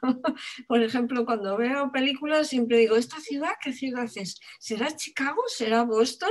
Me fijo mucho en esas cosas, en cómo vive la gente, en lo que hay de novedoso que pueda haber, de todo lo que está ocurriendo en Asia y demás, ¿no? Pero también depende un poco de las posibilidades que haya tenido cada uno de viajar y de ver cosas, ¿no? Los que no hemos tenido muchas posibilidades, pues viajamos mentalmente, no nos queda otra, claro. Pero siempre sobre una base de algún que otro viaje también real, ¿no? Sí, con los hijos... compramos un remolque y nos recorrimos Europa todo lo que pudimos, ¿no? Con un valor, y fuimos antes de la caída del comunismo, estuvimos en Checoslovaquia con un remolque, o sea, con mucho valor y mucho ánimo y con mucho afán de conocer otras cosas, de no vivir el encierro que habíamos vivido en España. Yo cuando tenía 20 años fui a Barcelona por primera vez, y cuando salí a la calle, la primera sensación que tuve, y que además la expresé, dije, Europa debe ser así, ¿no? Porque Madrid era un pueblón, ¿no? Entonces, esa necesidad de conocer pertenece a mi generación. Los que han venido detrás, por suerte y por ventaja para ellos, han podido viajar mucho más, ¿no? Pero bueno, hemos hecho lo que hemos pedido. Pero pues eso, que si no se puede viajar físicamente, hay que viajar mentalmente, claro. Sí, estoy totalmente de acuerdo. Ahora al menos un tiempo de viajes mentales antes de que podamos retomar los viajes reales. Si os parece, continuamos. La base ética de los urbanitas actuales es una, dice Sennett, máscara de cortesía. Es superficialidad y mentira piadosa disfrazada del interés por el otro. ¿Este es el precepto ético para la cité?, pregunta Sennett. Su conclusión es la siguiente. Aquí la cita. Las comunidades heterogéneas funcionan bien solamente en la medida en la que la conciencia del otro no pasa al primer plano. El ritual superficial es una manera de volver a unir una comunidad que está a punto de estallar. Tocqueville en Tecnópolis. La tecnología puede ser una estrategia para gobernar la ciudad y también para aligerar el peso del otro. Bill Mitchell, en su libro City of Bytes, distingue entre dos tipos de ciudades inteligentes. La ciudad cerrada, donde la tecnología define el uso de los espacios, y la ciudad abierta, donde la tecnología coordina, pero no elimina las ciudades desordenadas. Según Sennett, la ciudad inteligente cerrada, que llama prescriptiva, y aquí comentaremos lo que ya comentó antes Jesús Alberto, entorpece a sus ciudadanos hasta el grado de causarles daños mentales. Bueno, entiendo que esto no es literal, no hablamos de daños neuronales, ¿no?, sino de cierto tipo de entontamiento. El autor cita a Alexis de Tocqueville y Theodore Adorno para buscar en sus respectivas obras el diagnóstico anticipado de este atontamiento ciudadano, anterior al concepto de Smart City. En ambos casos, o sea, tanto de Tocqueville como de Adorno, el origen fue la masificación de los gustos del consumidor. Pero Tocqueville también extendió esta masificación a la esfera de usos y costumbres. Sennett, lo comentaba antes Jesús, ve que la tecnología que es demasiado fácil para el usuario y que no requiere ningún tipo de esfuerzo, pues de alguna manera nos apalanca mentalmente. Y aquí pregunto, ¿tenéis esta experiencia vosotros con la tecnología fácil? Que mayoritariamente entiendo que los que no somos informáticos usamos la tecnología fácil, que causa un apalancamiento mental. Yo creo que aquí Sennett se lanza un poco, ¿no? Busca, no sé qué busca, crear unos entornos. Joan. Quizá la comparativa es un poco estúpida, pero es como decir que el coche atrofia las piernas. Quiero decir, todos son herramientas, todo es saber utilizarlo. Es cierto que esa imagen, ¿no? que vemos en un metro, todo el mundo en el móvil, ¿no? Y antes pues, veías a mucha gente con un libro.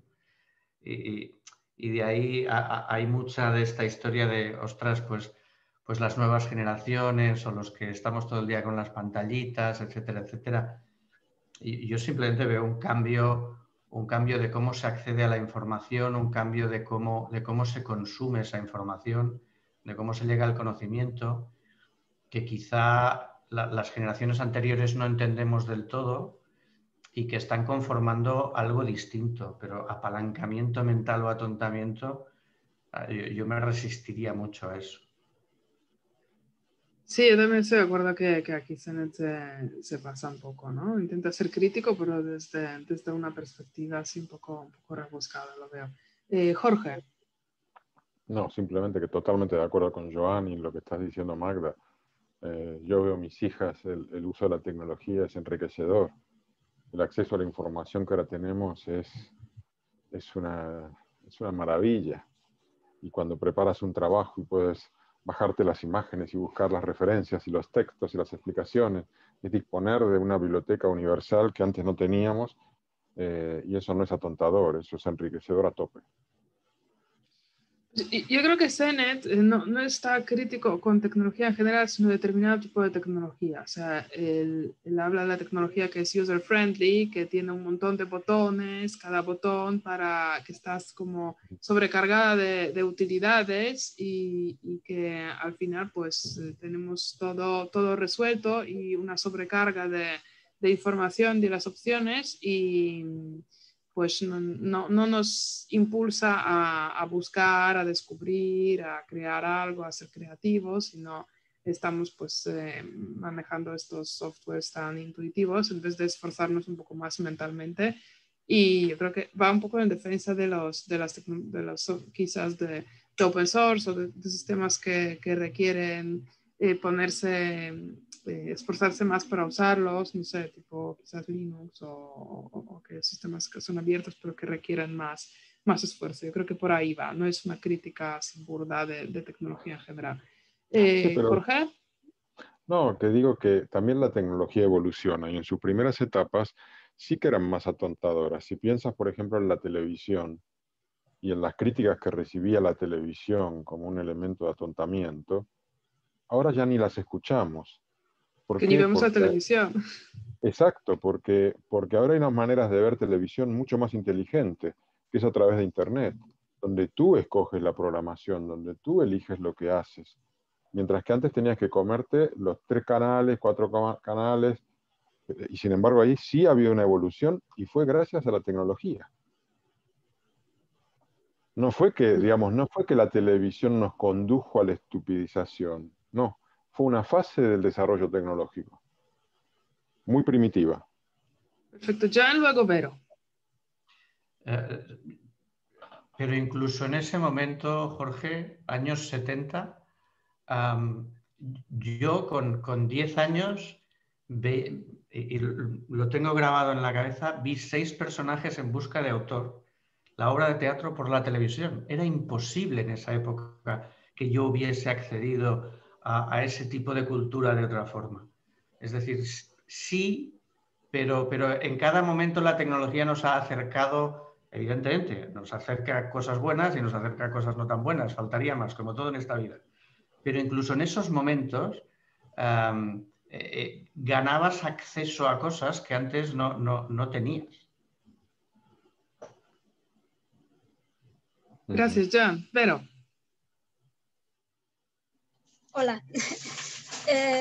Retomando lo que estaban hablando hace poco, tal vez la tecnología no influye directamente en la salud de quienes habitamos la ciudad, pero sí hay una simbiosis intrínseca entre la ciudad y la salud en todos los ámbitos. Ahora no tengo a la mano las bibliografías, pero por mencionar algunos factores, estamos hablando del ruido, del smog, inclusive de la calidad del oxígeno según la cantidad de árboles que tenemos en ciertas zonas. Entonces, sí, la ciudad mejora o perjudica la salud en todos los ámbitos. Muchas gracias, Vero. Sí, sí, indudablemente. Y ahora tenemos mucha más información, pues gracias a la sensorización, ¿no?, de las ciudades sobre estos estados de contaminación. Jesús Alberto. Sí, gracias, Magda. Yo creo, como Joan, que todo está en función. Has apagado el micrófono. Perdón, sí, es que tuve un pequeño aquí problema con la garganta. Creo, como Joan, que todo está en función de la manera como abordamos la tecnología, ¿no? Creo que Sennett se refiere a dos problemas que él mira en la tecnología. Por una parte, el que haya organizaciones paternalistas, ya sea el Estado o las organizaciones privadas, que utilicen la tecnología como medio de control, ¿no?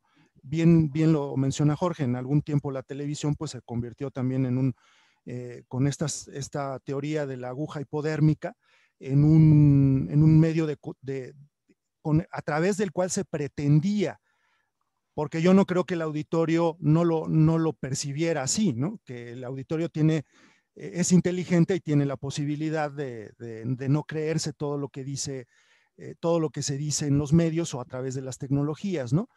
Pero es cierto también lo que menciona Sennett, en el sentido de que facilitar demasiado el acceso tecnológico o el acceso a contenidos a quienes se están formando o quienes están en un proceso formativo, que creo que es ahí a donde él va, de alguna manera los obstáculos, él como pragmático, todo es la acción, ¿no?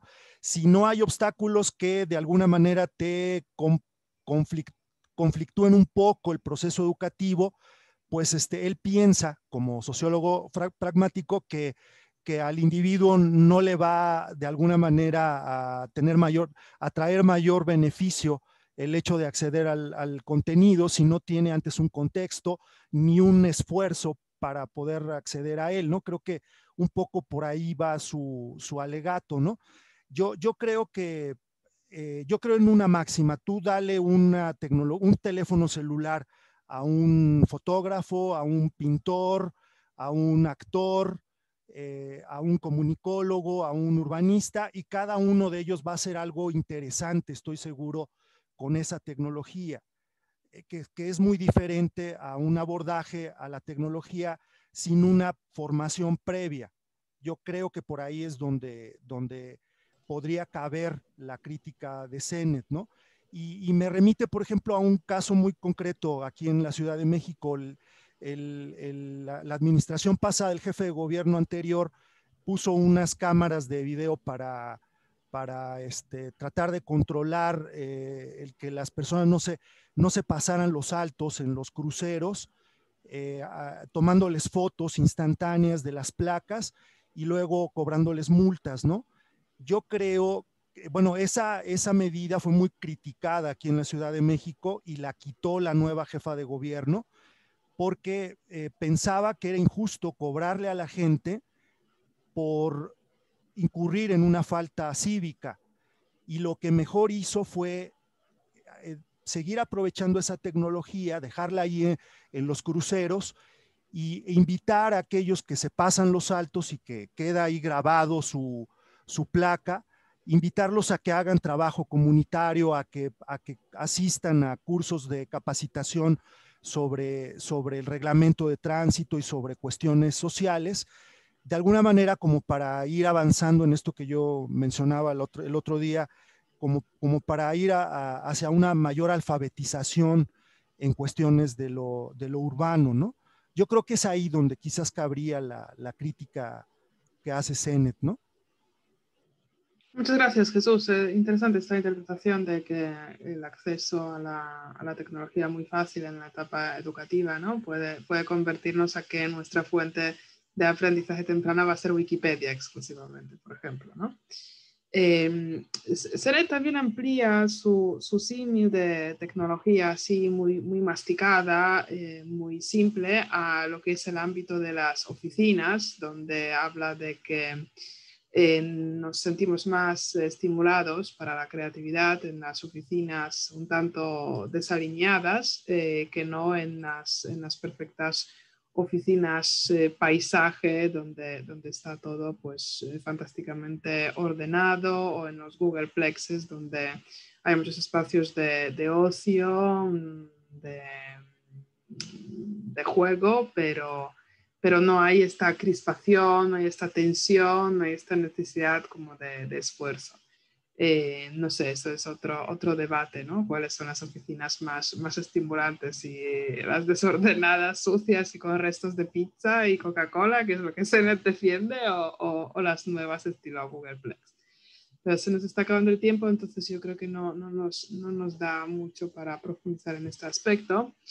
Después CENET habla de dos ejemplos de ciudades Smart City que fracasaron según él. Una es Songdo, cerca de Seúl, y otra es Masdar, diseñada por Norman Foster en Abu Dhabi, ¿no? En ambos casos, CENET califica sus experimentos como un insulto a la inteligencia, donde lo que se crea es una ciudad homogénea, pesada, vigilada, centralizada, espectral, árida e inerte.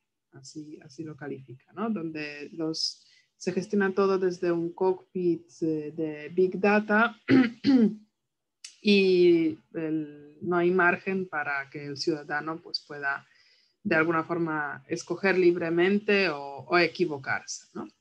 Y luego en contraposición pone una tecnología mucho más económica y que puede ser utilizada para coordinar a la gente, pero no para prescribir conductas.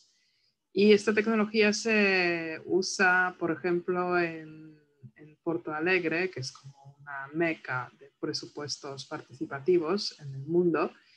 Y aquí CENET sí que alaba, ¿no?, el uso tecnológico para facilitar la participación en estas asambleas multitudinarias donde se deciden los presupuestos participativos.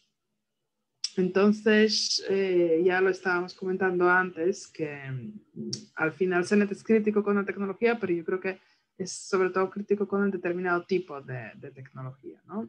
Que es la tecnología de una ciudad totalmente sensorizada, pero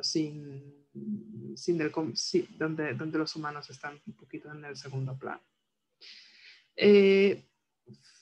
CENET defiende el urbanita un poco al estilo romántico, utilizando el concepto francés de flâneur, que es alguien que deambula por la ciudad sin rumbo, pero a través de estos paseos que aparentemente no tienen ningún propósito, pues realmente se conecta con la esencia de la ciudad y se adquiere un conocimiento local que no es transferible, que es un conocimiento pues, de un aquí y ahora. Y para él es la mejor forma pues, de contemplar, no solamente contemplar en el sentido filosófico, pero de conocer de verdad la ciudad. Y aquí pues recalca la importancia de la escala humana de Gale, que ya habló Verónica, y lo refuerza con los estudios cognitivos, donde las personas, bueno, es un estudio de hecho de palomas, no de las personas, que las palomas pues cuando focalizan mucho su atención pues aprenden mucho más. Lo mismo pasa o es el símil que hace CENET con los habitantes de la ciudad, es cuando aprenden, cuando focalizan, cuando se centran en el entorno, es cuando realmente vuelven, o sea, cuando ganan el dominio sobre este entorno. CENET habla de diferentes formas abiertas de la ciudad, donde el ágora griego sigue siendo mayor referente del espacio público, ¿no? A pesar de que no hemos de olvidar que solamente 15 o 20% de los atenienses eran ciudadanos, las mujeres y muchos otros colectivos estaban privados de voto, pues el ágora sigue siendo un espacio de democratización que tenemos como un absoluto referente. Sennett hace muchos interesantes, pero aquí no hay tiempo ni espacio para entrar en estas sutilezas, muchos paralelismos entre el urbanismo y el lenguaje. He explicado que de alguna forma pues, la sintaxis urbanística también se hace valer de sus propios signos de puntuación en forma de obeliscos, rocas, mobiliario urbano, etc. Y la propuesta de Sennett está bastante en línea, lo que ya decíamos de Jane Jacobs, pero en cuanto al diseño urbano de Jan Gehl, de crear unos espacios porosos, lindes y no fronteras, o sea, espacios fácilmente transitables, donde no hay barreras físicas fuertes, y da diferentes ejemplos de ello. Nueva York o el ejemplo de Ámsterdam de posguerra, donde se han creado unos espacios de juego, parques infantiles, pero no separados, sino totalmente permeables. No habían espacios para adultos y para niños, sino pues simplemente aparecían esas zonas del juego en los espacios abiertos. Y es aquí donde Sennett ve una ejemplificación ya concreta y pragmática de lo que sería la ciudad abierta, una ciudad que funciona donde no hay barreras, sino hay porosidad entre diferentes ámbitos o diferentes barrios. Como ejemplo dice Sennett, desastre arquitectónico pero éxito social, pues habla de un famosísimo proyecto de premio Pritzker Alejandro Aravena, que ha construido en Chile unas casas versátiles, en el sentido de que pueden y han sido ampliadas y más que reconstruidas, pues son ampliadas por sus habitantes. Dice que eso es un ejemplo, ¿no? de flexibilidad, y que Cerdá ha conseguido esta flexibilidad en las manzanas de Barcelona. Y bueno, eso también podría ser un tema de debate, ¿no? Porque si ahora se habla de supermanzanas, pues supermanzanas al final es una combinación de manzanas de Cerdá, ¿no? O sea, que sí sería un ejemplo de urbanismo flexible, reinterpretable, pues 2 siglos después. Sennett habla de 5 requisitos para configurar una ville, ¿no? Aquí habla de ville abierta. Habla de ville, pero realmente son las formas construidas de esos ejemplos. Espacio público con actividades sincrónicas, aquí sería Ágora un ejemplo por excelencia.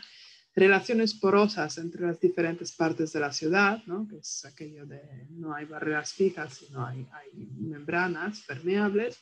Materiales simples y marcadores para lugares anodinos. Formas tipo la versión urbana de la música, o sea, Sennett es músico, entonces también establece como una especie de paralelismo entre el mobiliario urbano y la música, y la planificación seminal, es decir, un desarrollo independiente, pero siempre con una semilla que viene del lugar. Ya para finalizar, pues Sennett habla del libro que vamos a leer, de Rerum Natura de Lucrecia. Bueno, vamos a leer el giro, pero es una interpretación del poema de Lucrecia. Y en el giro, dice Sennett, Lucrecia habla de un componente muy importante de la ciudad, que es su impredecibilidad, ¿no? Este viraje, este giro, que justamente es lo que da la forma, o lo que prescribe, lo que obliga a ser una ciudad, a ser ciudad, a tener forma abierta a la ciudad. Aquí al final ya del libro habla de lo que es el peligro más importante, o lo que es el mayor reto para las ciudades actualmente, que es el cambio climático, y habla de 2 estrategias que podemos adaptar frente al cambio climático: mitigación y adaptación. La segunda, que es la que él defiende, la adaptación, significa pensar contextualmente, planificar humildemente, transformar lentamente para la gradual absorción. Y esto, según Sennett, está en línea con Lucrecio, que recomienda no luchar contra las turbulencias, sino vivir con ello y adaptarse. Concluyendo ya, uno entre muchos. Sennett se muestra bastante crítico con el concepto de cosmopolita kantiano, entendido como hombre de ningún lugar. Aquí o sea, para él los inversores core serían los cosmopolitas kantianos. Para construir los pilares éticos de la ciudad, Sennett acude a las premisas universales de las grandes religiones y filosofías, destacando la reciprocidad como un valor fundamental. Recalca la importancia del espacio público, donde, según Hannah Arendt, la gente se libera de los prejuicios privados. Y finalmente concluye, y una cita, vivir entre muchos hace posible, en palabras de Robert Venturi, la riqueza de significado antes que la claridad del significado. Esta es la ética de una ciudad abierta. Con esto ya prácticamente hemos llegado al tiempo. No sé si queréis dar algunas reflexiones, 3 minutos nos falta, reflexiones finales que os ha parecido el libro o en general para reflexiones de cierre. Jorge, rapidito, o sea, rapidito si quieres. No, muy rápido. Cita mucho a Robert Venturi. Tengo que decir que yo leí varios libros de Robert Venturi cuando hice la carrera. Es uno de los teóricos que dio lugar con sus teorías al posmodernismo. Me sorprendió que Sennett lo cite tanto. Es verdad que tiene un libro que es Complejidad y Contradicción en Arquitectura, que es interesante como idea, pero también tiene otro que es Aprendiendo de Las Vegas, que podríamos decir que es uno de los precursores de una teorización alrededor de la arquitectura comercial y de una arquitectura cosmética que tiene un lenguaje independiente a la funcionalidad. No sé, me sorprende las citas a Venturi.